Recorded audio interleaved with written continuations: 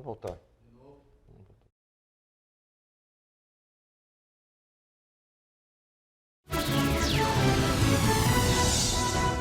Voltamos com o Jogo do Poder, hoje recebendo o deputado federal Celso Pancera, do PMDB. E o Walter Diogo deixou uma pergunta para o deputado no outro bloco, e eu pediria ao Walter que repetisse. Uhum. Olha, é bem simples, deputado. Eu queria saber se existem. O Ricardo estava meio assustado aí. O PMDB vota de um jeito, depois vota de outro e tal. E ele estava meio angustiado, eu senti. Mas então, eu queria saber se existem dois PMDBs, um que bota bomba, pauta bomba, e o outro que tenta ajudar. O partido é uma frente e não é um partido? O PMDB ele foi muito dividido para a campanha presidencial, né? Em que pese uma maioria muito apertada aprovou o apoio à Dilma, a presidenta Dilma, e uma parte, mesmo aqui no Rio, tinha o AESão, que era um movimento que apoiava o Aécio e o Pezão. Eu acho, a impressão que eu tenho é que essa divisão, ela um pouquinho permaneceu, né? Ela permanece um pouco, ainda tem setores que ainda acham que a melhor proposta era o Aécio, que até hoje defendem essa ideia. Mas também tem os problemas da articulação política do governo. O governo teve uma série de problemas de articulação no primeiro semestre e que deixava a base política do governo muito solta e levou a momentos de tensionamento interno da bancada e com votações desse tipo. Mas eu posso assegurar que a maior parte da bancada, a imensa maioria da bancada, tem votado as propostas de pauta do governo, particularmente depois que o vice Michel Temer assumiu a articulação política e deu uma unificação política na base. Não, mas ele tinha que sair mesmo, ele cumpriu a tarefa dele, eu era um dos defensores, que quando votasse o ajuste, ele é vice-presidente, e a articulação é tarefa de ministro, é um vice-presidente, não tarefa do vice-presidente. É um vice-presidente que fala muito, né? Eu nunca vi esse vice-presidente falar tanto como ele. Mas ele fala muito, fala bem. É uma boa pessoa. Eu o conheci recentemente, estive com ele em algumas oportunidades, desde que assumi como deputado federal, e em todas elas ele procura muito medir as palavras, é muito ponderado. Você acha que ele mede mesmo as palavras? Quando ele diz, por exemplo, que a presidente Dilma não resiste até o final do mandato se mantiver esse índice de popularidade? Eu acho que ele não falou uma inverdade, né? 7%, 8% de popularidade significa que é um governo questionado pela população, né? Mas eu acredito que... Mas popularidade não é crime, né, deputado? Não, na verdade, se nós tivéssemos no parlamentarismo um governo com esse grau de aprovação, certamente cairia. Isso. Mas nós não estamos no parlamentarismo. Nosso regime é presidencialista. E para que caia presidente, é necessário que haja um fato concreto, uma acusação específica, com provas contundentes contra ela, o que até agora não há. Não, inclusive, ontem fiz uma fala, semana eu fiz uma fala no Congresso, eu sou contra o impeachment. Eu não vejo motivo para o impeachment. Eu sou da parte do PMDB, que é a maioria do PMDB, que é contra o impeachment da presidente. Porque se nós fôssemos tirar todos os políticos que estão com popularidade baixa, se tirar mais da metade dos prefeitos, dos governadores, não é só presidente. Isso funciona com esse questionamento, com a lógica do parlamentarismo no presidencialismo.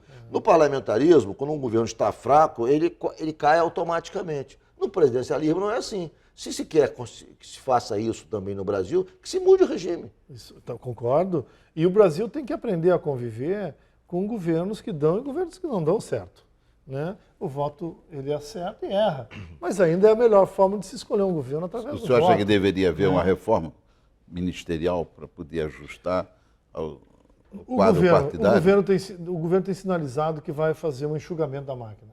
O PMDB tem uma PEC que está tramitando de no máximo 20 ministérios. Eu acho que isso talvez não seja necessário uma PEC, mas o governo precisa sinalizar que ele vai enxugar a máquina, principalmente dentro dessa crise, e os partidos têm que compreender isso, que vai ter que reduzir o tamanho da máquina para sinalizar para o povo, para a população, de que sim, os partidos estão preocupados em sair da crise. Sim, os partidos estão dispostos a votar medidas impopulares, desde que, de fato, elas venham com um conjunto de iniciativas que caminhem para sair da crise econômica que nós estamos envolvidos. A Receita Federal fez essa semana um levantamento que foi publicado pela Folha de São Paulo, mostrando que a presidente Dilma concedeu desonerações até 2018 de 485 bilhões de reais. Certamente, se não tivesse concedido essas exonerações, não teríamos o déficit de 30 bilhões no ano que vem.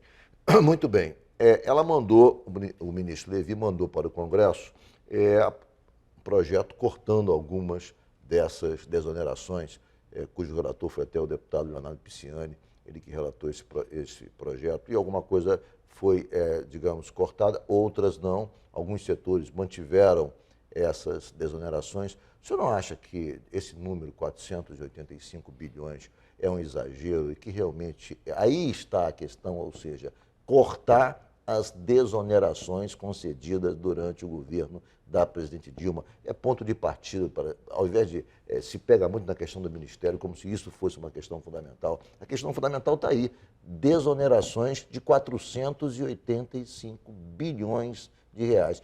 Isso, associado à crise internacional, digamos, a dificuldade, a queda do crescimento da China, que passou a não importar como importava commodities brasileiras, quer dizer, esse fato associado à crise internacional realmente torna o Brasil, leva o Brasil a quase uma situação de insolvência.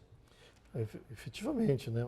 Eu estava até ontem semana comparando, em 98, em 99, o Brasil viveu uma grande crise. Em 98 teve uma crise mundial e o Brasil segurou a cotação do dólar à paridade. Vocês lembram a paridade do real com o dólar?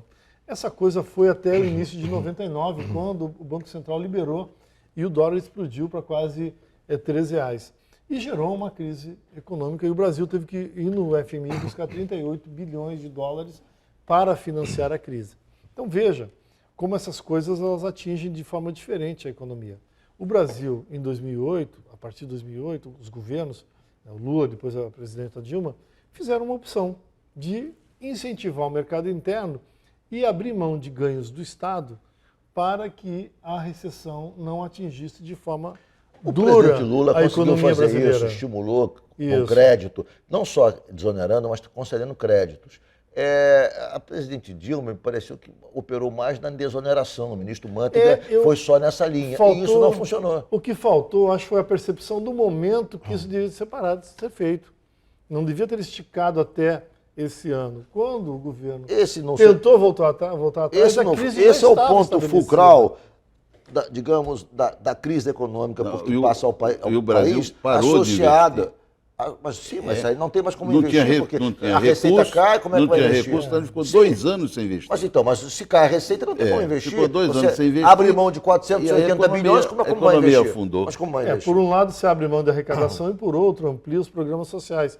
Então, você fecha a entrada de dinheiro e abre a saída. A conta não poderia Mas os programas sociais nem tem um peso tão grande. Essa desoneração, sim, tem um peso de 480 bilhões. Mas isso significa 17 anos do programa da Bolsa Família. Ou seja, quando o governo abre mão de 485 bilhões, significa 17 anos de manutenção do programa Bolsa Família. Então, ou seja, a classe empresarial, que foi quem ganhou com essa desoneração, ganhou muito mais do que quem recebeu o Bolsa Família. Vamos ao rápido intervalo, voltamos em 1 minuto.